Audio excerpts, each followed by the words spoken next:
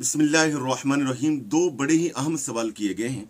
नबील साहब ये सवाल करते हैं कि इलेक्शन 2024 जो कि 8 फरवरी को हो रहे हैं, इसमें हम किस जमात को वोट दें। आप जो कि एक इमाम साहब हैं, मौलाना साहब हैं, तो आप इस हवाले से हमारी रहनुमाई करें।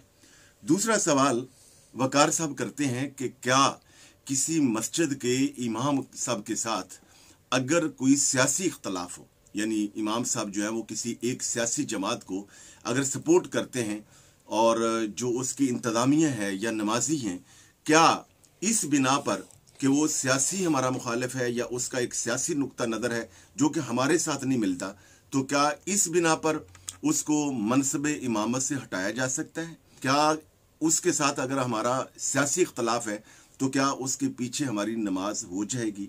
पहला सवाल ये कि वोट हम किस जमात को दें।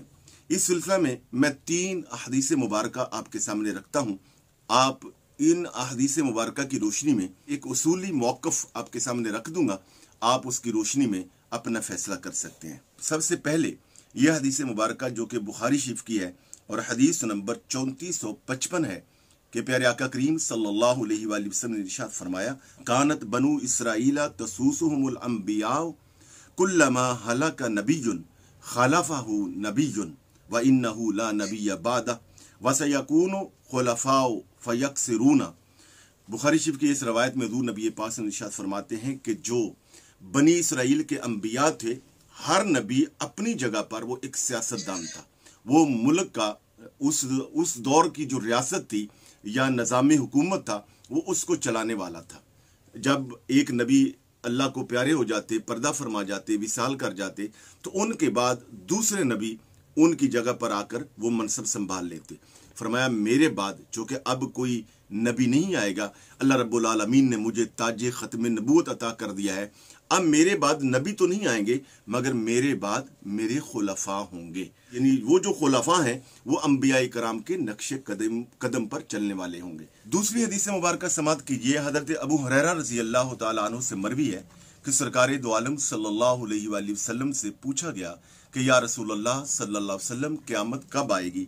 तो प्यारे आका करीम सल्लल्लाहु अलैहि वसल्लम ने इरशाद फरमाया कि जब अमानत को ज़ाय कर दिया जाएगा तो उस वक़्त जो है तुम क़यामत का इंतज़ार करो। और साथ आपने फरमाया कि अमानत का ज़िया ये है कि तुम अमानत को नाअहल के सुपुर्द कर दो, और जब तुम ऐसा करोगे तो समझो क़यामत बिल्कुल करीब है।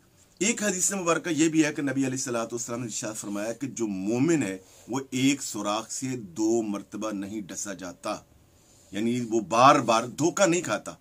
तो इन हदीस मुबारक की रोशनी में ये जान लीजिए, इस वक्त जितनी भी रस्मी सियासी मौरूसी जमातें हैं उनको आप देख लीजिए।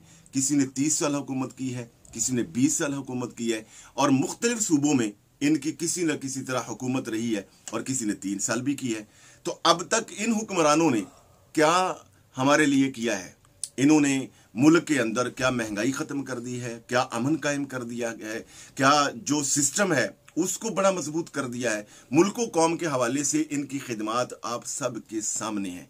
तो इन हदीस मुबारक की रोशनी में आपको मैं ये गुजारिश करूँगा कि आप इन रस्मी मौरूसी सियासी जमातों को वोट न दीजिए, बल्कि आप किसी भी उस जमात को वोट दीजिए कि जिसके मंशूर के अंदर नजरिया पाकिस्तान है, इस्लाम है, ख़त्म नबूवत है, नामूस रिसालत का तहफ़्फ़ुज़ है। जो भी जमात ये सारा कुछ करेगी, यानी ख़त्म नबूवत का तहफ़्फ़ुज़ करेगी, नामूस रिसालत का तहफ़्फ़ुज़ दिफा करेगी, वो यकीनन मुल्क कौम की भी हिफाजत करेगी, मुल्क कौम की भी खिदमत करेगी। तो इस सूरत हाल में मैं आपसे गुजारिश करूँगा कि जो दीनी सियासी जमातें हैं, मसलन तहरीक लब्बैक या रसूलुल्लाह है, जमीयत उलमा पाकिस्तान है, हत्ता कि कोई भी ऐसी दीनी जमात जो इन रस्मी मौरूसी सियासी जमातों का हिस्सा नहीं है, उसको आप दे दें। चाहे जमात इस्लामी को दे दें, सुन्नी तहरीक को दे दें, तहरीक लब्बैक या रसूलुल्लाह को क्रेन पे मोहर लगा दें। ये भी आपको गुजारिश करूंगा कि 8 तारीख के हुक्मरान आप हैं। 8 तारीख को ऐवान इक़्तिदार आपके सुपुर्द होने वाला है। 8 तारीख को आपका अंगूठा, आपकी मोहर फैसला करेगी कि वजीर आजम कौन बनेगा। हम लोग हुक्मरानों से तो ये शिकवा करते हैं कि ये मेरिट पे फैसले नहीं करते। 8 फरवरी को आप मेरिट पे फैसला कीजिए। आप अपने जाती मफादात से बालातर होकर मुल्क व कौम के लिए सोचिए, अल्लाह और उसके रसूल को सामने रखते हुए और मुल्क व कौम का मफाद सामने रखते हुए आप वोट का फैसला कीजिए।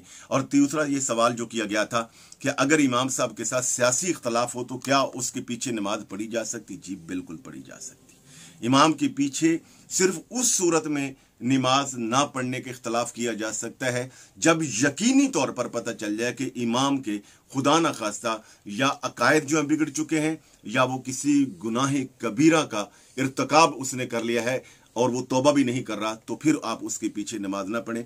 वरना इस सियासी इख्तलाफ से मतलब इंतजामिया और नमाजी जिसको चाहे वोट दे दें और इमाम साहब जिस जमात को चाहे वोट दे दें और उसको सपोर्ट करें, इस बिना पर अगर कोई इंतजामिया या नमाजी उस इमाम को मसल्ले से और इमामत से हटाते हैं तो सख्त गुनाहगार होंगे, गुनाह कबीरा का मुर्तकिब होंगे।